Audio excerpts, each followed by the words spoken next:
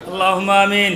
ربنا ظلمنا أنفسنا وإن لم تغفر لنا وترحمنا لنكونن من الخاسرين. রব্বুল আলামিন ৭১ সাল থেকে এই পর্যন্ত যারা এই দেশের মাটিকে, এই দেশকে, এই দেশের জনগণকে ভালোবেসে যারা জীবন দিয়েছে, আল্লাহ তুমি তাদেরকে শহীদ হিসেবে কবুল করে নাও।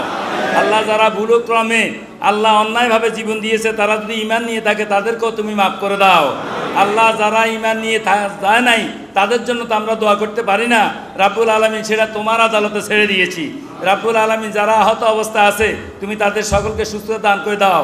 সেই সমস্ত মুক্তিযোদ্ধা ভাইরা এখনও জীবিত রয়েছে, তাদেরকে আবার মুক্তিযুদ্ধ অর্থাৎ ন্যায়ের পক্ষে তাদেরকে লড়াই করার তৌফিক দান করে দাও। ইসলামের পক্ষে লড়াই করার তৌফিক দান করে দাও।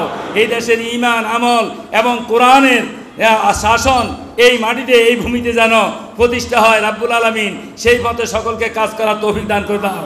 আল্লাহ আমাদের দেশে যারা অন্য ধর্মাবলম্বী আছে তারা এই দেশকে, এই মাতৃভূমিকে ভালোবেসে, এই দেশের যাকে ভালোবাসে, এই দেশের যেই সংগঠন তাদের সাথে কাজ করার তৌফিক তুমি দান করে দাও। আল্লাহ আমাদের সকলকে মিলেমিশে থাকার তৌফিক দান করে দাও। তোমার পক্ষ থেকে আমাদের দেশের প্রতি রহমত নাযিল করে দাও। আমাদের যারা এখন দেশ পরিচালনা করে তাদেরকে সঠিকভাবে পরিচালনা করার তৌফিক দান করে দাও। তাদেরকে আমানতদার হিসেবে দেশ পরিচালনা করার তৌফিক দান করে দাও। যারা আগামী ক্ষমতা আসবে তাদেরকে আমানত হিসাবে, তাদেরকে মুসলমান হিসাবে আল্লাহ তাদেরকে তৌফিক দান করে দাও কাজ করার। আল্লাহ তুমি আমাদের এই দোয়াকে কবুল করে নাও। আজকের এই আলোচনা সভাকে তুমি কবুল করে নাও। এই দেশকে তুমি কবুল করে নাও। সুবহানা রাব্বিকা রাব্বিল ইজ্জাতি আম্মা ইয়াসিফুন ওয়া সালামুন আলাল মুরসালিন ওয়া আলহামদুলিল্লাহি রাব্বিল আলামিন।